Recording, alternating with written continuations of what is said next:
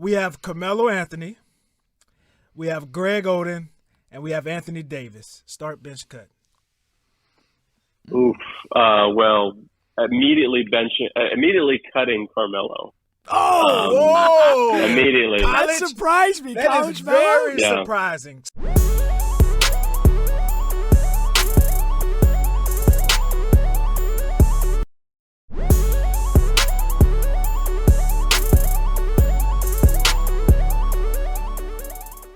Would you say that an argument can be made that Chet is the best college basketball player? Like if you could have a list of your top 3 best players in college basketball right now going into this tournament, who are they?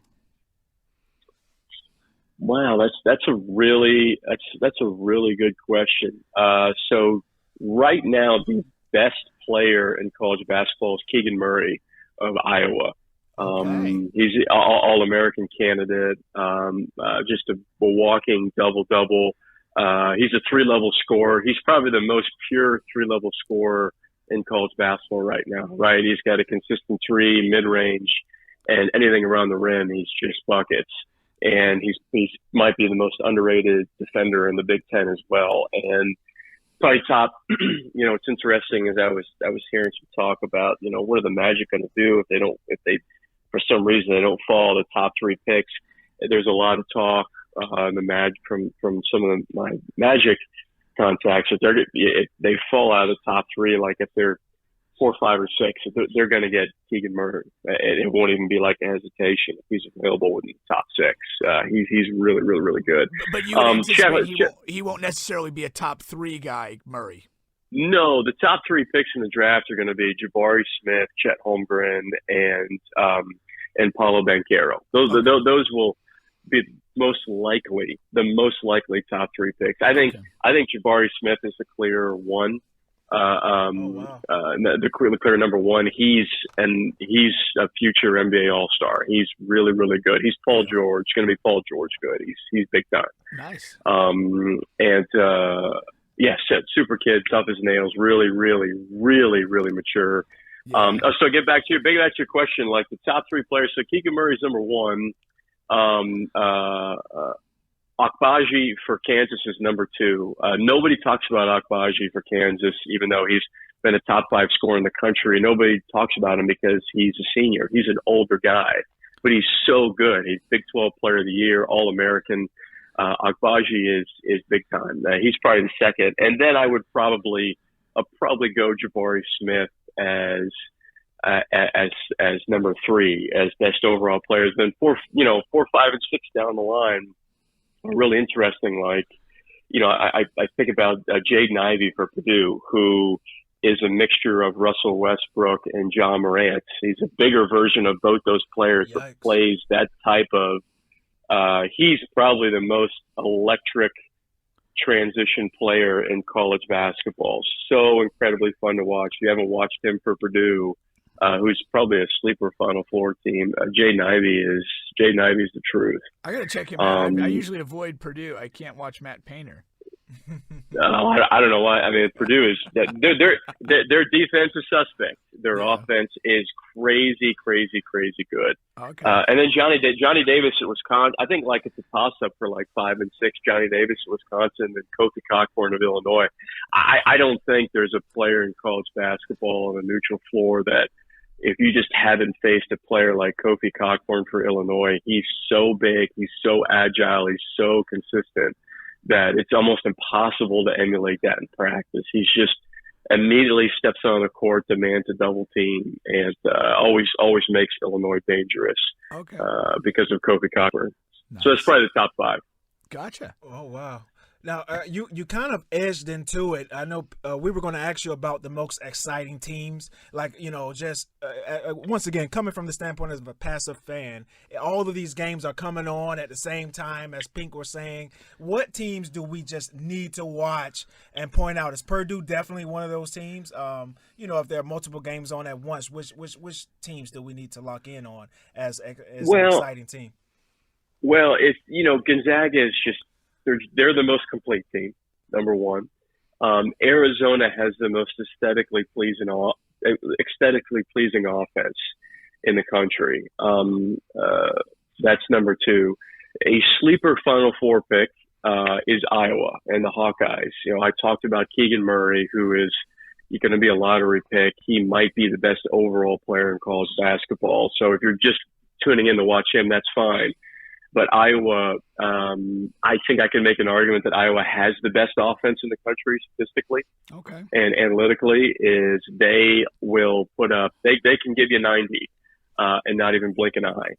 Iowa is going to be really good. And then honestly, guys, Purdue's a blast to watch. They're great on the offensive end, suspect defensively.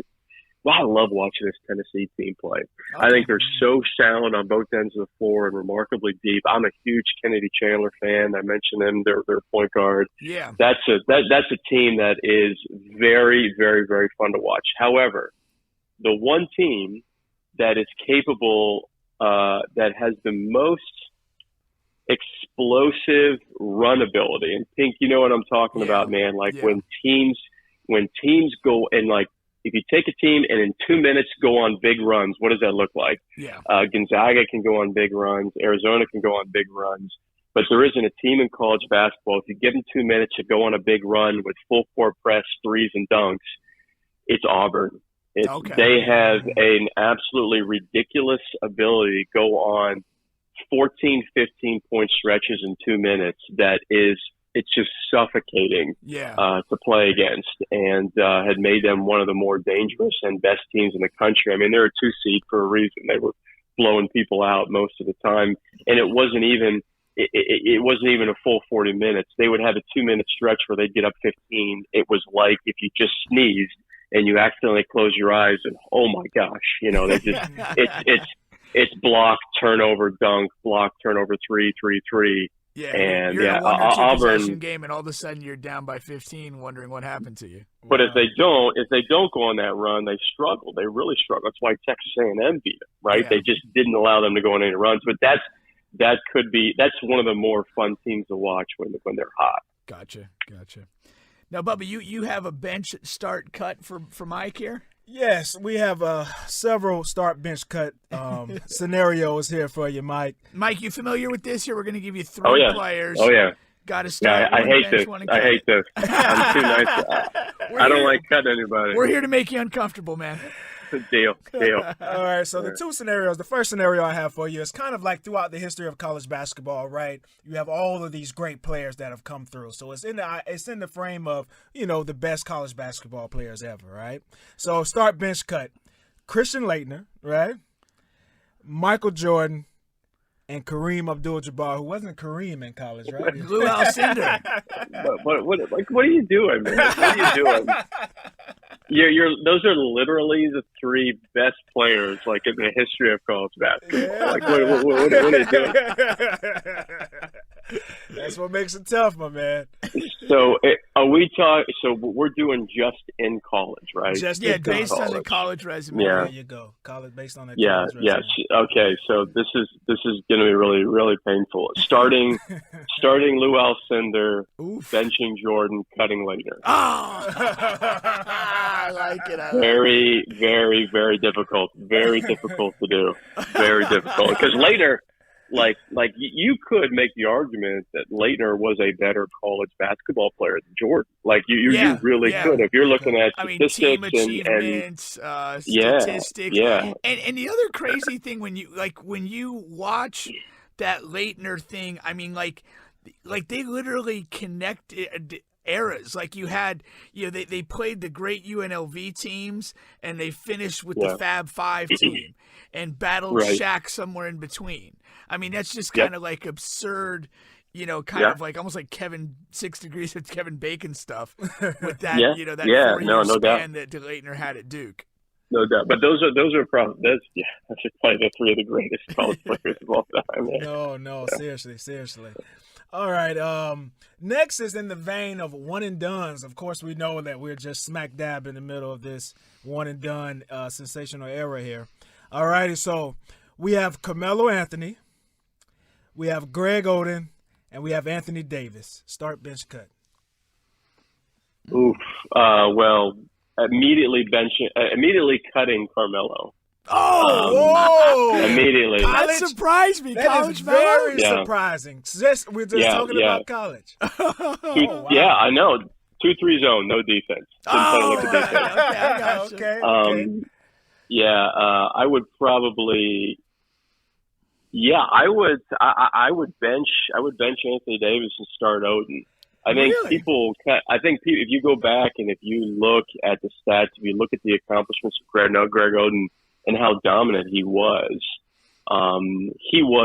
unbelievably dominant. And Ohio State probably would have won back-to-back national championships if it wasn't for those Florida Gator teams that were the two of the greatest, one of the greatest college basketball teams literally ever assembled was those back-to-back Florida Gator national champion teams. It was interesting. Oden was unbelievable. You picked the only guy who didn't win a title out of the three, which is interesting.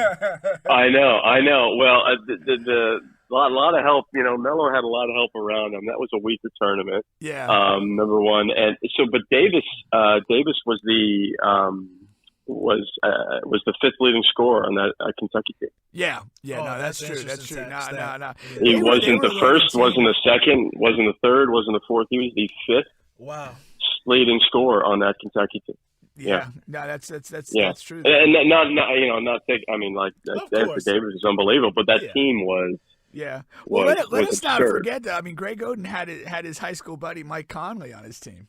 Yeah. Oh no, that Ohio State team was great, but that Florida Gator team, that Florida Gator team would have blown out Carmelo Anthony's team, would have blown out that Kentucky team.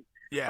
That was the Florida Gator team that was, top 5 college basketball team ever, in my opinion. Yeah, they were loaded. I mean, they were something special. Do you got another one, Bubba? No. That was it. Well, Mike, thank you so much for joining us. Really appreciate it. And look forward to continuing to listen to you broadcast games for ESPN and CBS. No problem. Thanks for having me, guys. Enjoy the tournament. Thank you, sir. Have a great one. Thank you. All right. Bye. Later. Gonna take a musical break here? Yeah, man. He surprised me on the Melo. Yes. Greg Oden. I was shocked. I was shocked. I was in my mind. I was like going probably Melo first, and I was gonna cut Oden, and I think that would be the national selection. Yeah. But like he said, I picked those names because Greg Oden was a monster in college. I think we automatically think, he was hurt all the time. But no, college Oden was there. He only had to keep it together for 35 games. I mean, really, he played one college season. Well, if you really think about it. I mean, Anthony Davis is like damn near the same way as an NBA guy. I mean, injured all the time. So, that's the thing. But I was aware, on that team, he wasn't a high scorer. He was kind of the do-everything guy, Anthony Davis, on that Kentucky team that was very strong. So, But, I mean, I get the argument. I mean, Oden was like a legend in high school, really. Before he even got to Ohio State, this is the next big man that's, whether you're talking like Shaq or whatever, he was supposed to follow along that line.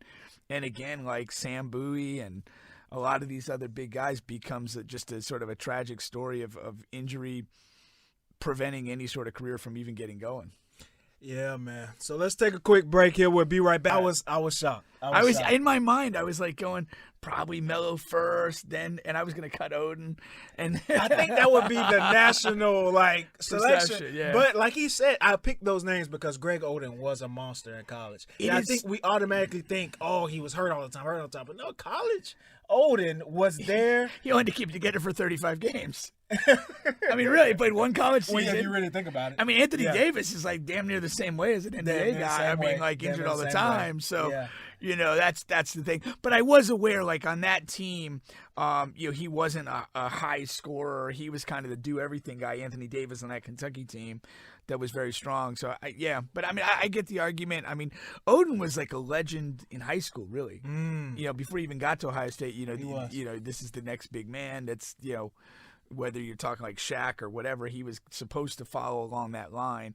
And again, like Sam Bowie and a lot of these other big guys becomes just a sort of a tragic story of injury preventing